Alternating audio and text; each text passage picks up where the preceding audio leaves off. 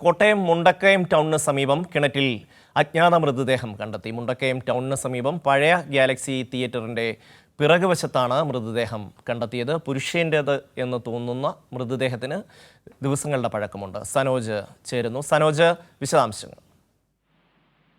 ഷമ്മി സൂചിപ്പിച്ചതുപോലെ തന്നെ മുണ്ടക്കയം ടൗണിൽ സമീപം പ്രവർത്തിക്കുന്ന ഗാലക്സി തിയേറ്ററിന്റെ പിൻഭാഗത്തായിട്ടാണ് ഈ മൃതദേഹം കണ്ടെത്തിയത്. പുരുഷന്റേതെന്ന് തോന്നിക്കുന്ന മൃതദേഹത്തിന് ഏതാനും ദിവസത്തെ പഴക്കമുണ്ട്. ചെറിയാൻ മലമാക്കൽ എന്ന വ്യക്തിയുടെ പുരയിടത്തിലെ കിണറ്റിലാണ് മൃതദേഹം കണ്ടെത്തിയത്. എങ്ങനെയാണ് ഈ മൃതദേഹം ഇവിടെ എത്തിയത് എന്നുള്ളതിനെ സംബന്ധിച്ചുള്ള ഒരു അന്വേഷണമാണ് പോലീസ് നടത്തുന്നത്. ഇതിനോട് ചേർന്നുള്ള പഴയ വീട് വാടകയ്ക്ക് നൽകിയിരുന്നു. രാവിലെ കിണറ്റിൽ നിന്നും വെള്ളം പമ്പ് ചെയ്തപ്പോൾ ദുർഗന്ധം വമിച്ചതിനെ തുടർന്ന് നോക്കിയപ്പോഴാണ് മൃതദേഹം കണ്ടെത്തിയത്. അന്നേരമാണ് ഇങ്ങനെ ഒരാൾ മരണപ്പെട്ട് ഈ കിണറ്റിൽ ഉണ്ട് എന്നതിനെ സംബന്ധിച്ചുള്ള വിവരം അറിയുന്നു. ഉടൻ തന്നെ മുണ്ടക്കയം പോലീസിൽ വിവരം അറിയിക്കുകയായിരുന്നു. വിവരം ലഭിച്ചതിന്റെ അടിസ്ഥാനത്തിൽ മുണ്ടക്കയം പോലീസ് സ്ഥലത്തെത്തി പരിശോധിക്കുമ്പോഴാണ് മൃതദേഹം സ്ഥിരീകരിക്കപ്പെട്ടത്. ആരുടെയാണ് എന്നതിനെ സംബന്ധിച്ചുള്ള അന്വേഷണമാണ് ഇപ്പോൾ നടന്നുകൊണ്ടിരിക്കുന്നത്. ഷമ്മി, സനോജാണ് വിശദാംശങ്ങൾ നൽകിയത്.